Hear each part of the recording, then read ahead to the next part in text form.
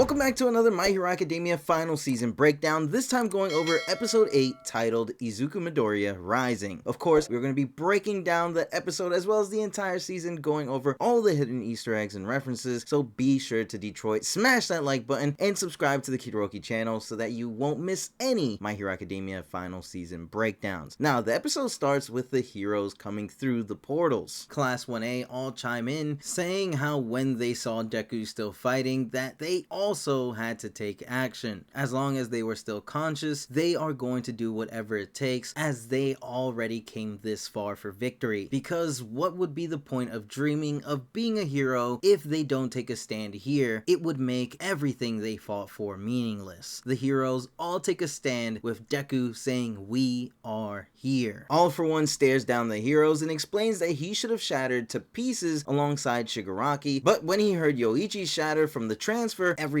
changed. His obsession with One for All and obtaining his brother back was gone. This feeling of complete emptiness, having lost his brother for real this time, allowed him to evade being destroyed by Deku's attacks. He now realizes that tragedy is what truly gives someone true strength. Zero states that isn't true because unlike some of the people around him, his life wasn't full of wild highs and tragic lows. All he's had pushing him forward was not wanting to fall behind his classmates. A portal opens up near All for One as Sero says that Shoto had gone through some tough times and used to look empty, and anyone would be better off not going through tragedies. Both Shoto and Endeavor come out of the portals, hitting All for One with their flash fire fists. Sero then yanks the heroes to safety as he tells Shoto that this is what he had been thinking about ever since Shoto had beaten Dabi. Present Mike comes out of the portal, thanking Shirakumo for his help, and announces that all able-bodied heroes are assembled, completing My Hero Academia's big Avengers Endgame Avengers Assemble portal reference. All for One, ready to strike back, calls all of the heroes mere afterthoughts compared to All Might, as 13 uses her black hole quirk and Gang Orca uses his sonar to divert All for One's attacks. Deku tries to get up, claiming he has to join the others fighting, but quickly falls due to the immense fatigue and injuries gained from fighting Shigaraki non-stop. Aizawa tries to keep Deku from pushing himself, but Deku shocks Aizawa by cutting him off and telling him that he had given up One for All. Though Deku might not have had One for All for that long, the quirk took root inside of his quirkless body. So just like how it was for All Might when he fought All for One in Kamino, the embers of One for All are still within Deku. So as long as he's got that ember, All for One also has him to deal with. Aizawa knows there's no arguing with Deku and quickly bandages Deku up and hands him the All Might shirt that the man gave to Aizawa in the last episode. And Deku goes back to his roots of being an All Might fanboy, knowing that the shirt is the men's non-no brand Series 5 one-size t-shirt. Which, funny enough, this shirt actually does exist in real life. Aoyama pulls up, grabbing Deku's hand, telling him that they need him just as much as he needs them, which makes Deku emotional as he is reminded of when he had reached out to Aoyama, telling him that he can still be a hero. We see that the citizens, Eri, Can't You See Kid, Kota, and Gran Torino are all watching, saying that you can do it, as Deku runs towards All for One, with everyone now fighting by his side. An attack from All for One separates Deku from Aoyama, as Aoyama tells Deku to keep on running. Aizawa tries to get Shirakumo to once again aid them in their fight, but sees that Shirakumo is no longer able to help. Deku keeps running as the Shiketsu High students, heroes, and Fuwa from Class 2A are told to carve a path straight to Shigaraki in order for Deku to reach him. All for One states that the use of his Omni Factor unleashed on the heroes isn't the result of them having him cornered and outnumbered, but to showcase his control and authority over his many quirks. He then fires off a bunch of attacks at the heroes. The laser aimed at Deku is diverted by Invisible Girl, redirecting the attack right back at All for One, along with Creati and Kaminari firing an electromagnetic railgun hitting the villain. This pisses off All for One, who retaliates with another attack towards them, and just as Deku was going to counter with a smash, the other UA students prevents the attack instead. Ojiro says that Deku is already on his his last legs and needs to save his strength, and Sato agrees as Deku is the only one capable of doing damage to All For One. Froppy and Shoji both grab Deku with their powers, and Froppy's family happens to be watching along with the girl Shoji had saved all those years ago, which unfortunately resulted in the scars on his face. And they all begin to cheer them on. Shoji and Froppy tell Deku not all of them are agile enough to get past the attack, but they can still carry him part way to his goal, and they both slingshot Deku forward. Deku thanks them, with him even calling Froppy Suyu, ending the long-running joke between them where Deku would always be formal in calling Suyu by her last name, even though she was perfectly fine with him calling her by her first name because they are friends. Just as Deku lands, another attack is about to hit him, but Fat Gum, Mina, and Kirishima stop the tendril from hitting Deku. Old classmates of Kirishima and Mina watch, surprised to see them in action. Mina and Kirishima tell Deku he's got this and to get it done, and Deku tells them that he will as he continues to run forward. Here, Present Mike and Jiro have an anime-only team-up. All For One doesn't understand why the heroes all refuse to just lie down and die. There is little life in their movements, but their eyes shine bright with hope. All For One remembers what Yoichi had said about what makes Deku special, and he realizes that it's Izuku's weakness that spurs the heroes to stand back up, and as long as he is still alive, moving forward, trying to do his best with his determination and hope, they will keep on rising. It's a feeble, weak strength that even All Might himself had lacked, and Gentle and Death Arms help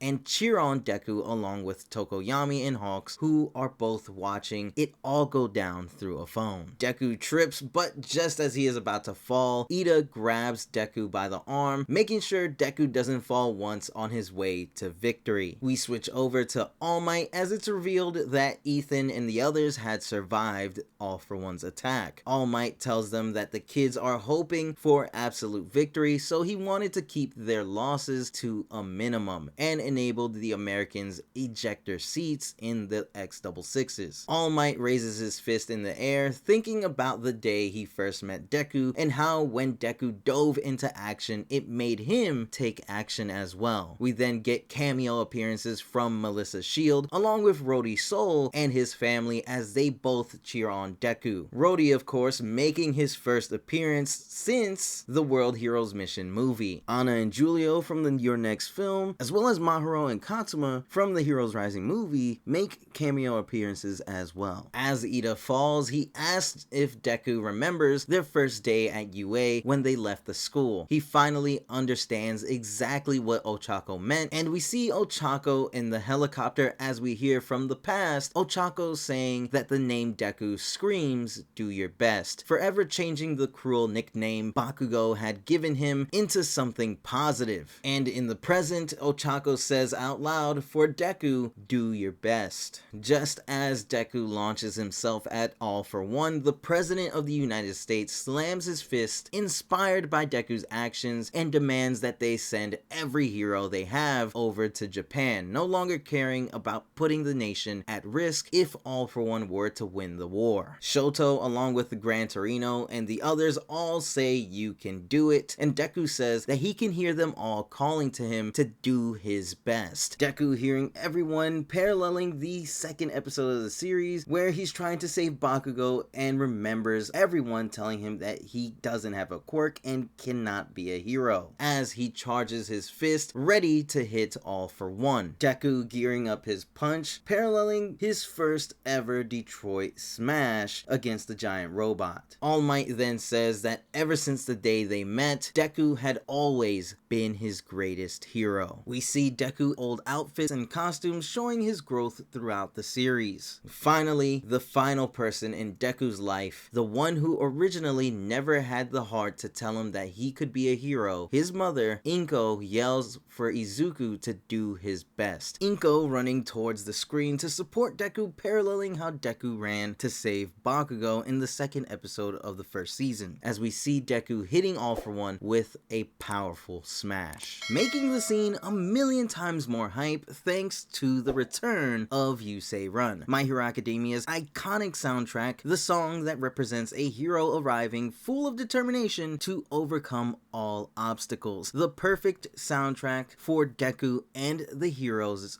final battle. The entire sequence just being straight peak cinema. All For One realizes that his hyper regeneration had not been working and blames Deku and the others for his downfall. Each of them individually represented tiny threats, but as a united force, they overwhelmed him, dulling his danger sense without him even realizing it. And here the other One For All users show up, showcasing all who helped build One For All. When Deku transferred One For All into Shigaraki's core, his spirit and the body itself were now weak. We then see a flashback of when All Might had told Deku that if he were to receive One For All while in a weakened state, his limbs would pop right off. Deku tells All For One that after just 2 years, One For All became a little stronger than when All Might had it, and now All For One is facing the combined power of all 9 users. All For One begins to crumble away from having received the embers of One For All, which also causes the rest of his quirks to crumble away as well, which is very reminiscent of when Iron Man had snapped his fingers with the Infinity Stones, causing Thanos and his army to crumble away at the end of Avengers Endgame. All For One, still not through with this world, tries to put himself together, with his quirks preventing himself from dying. He claims to not have achieved anything yet, as only his dreams are allowed to come true, because he is the one and only Demon Lord. All For One thinks that his only option is to start from the beginning again, just like how he did with Shigaraki, seeing that Deku now without One For All, or even the other heroes, as suitable vessels where all he has to do is just transfer his quirk to them and he will be able to take them over. Deku shouts out, "You're done, All For One," and lunges towards All For One with another powerful Detroit smash. Shirakumo apologizes to President Mike and Aizawa as he remembers his time with Shigaraki and wants to protect him, and teleports to All For One, telling him to give back Shigaraki because his friends are waiting for him. Deku begins to go inside of the portal, but Bakugo appears and uses an explosion from his mouth to stop Shirakumo's portal. Bakugo says to Deku to not even think about letting him surpass him, showing that Bakugo sees Deku as his one true rival. Deku tells All For One that he can't look past what he's done, but he's not some monster beyond understanding, and he for sure isn't a demon lord. All he is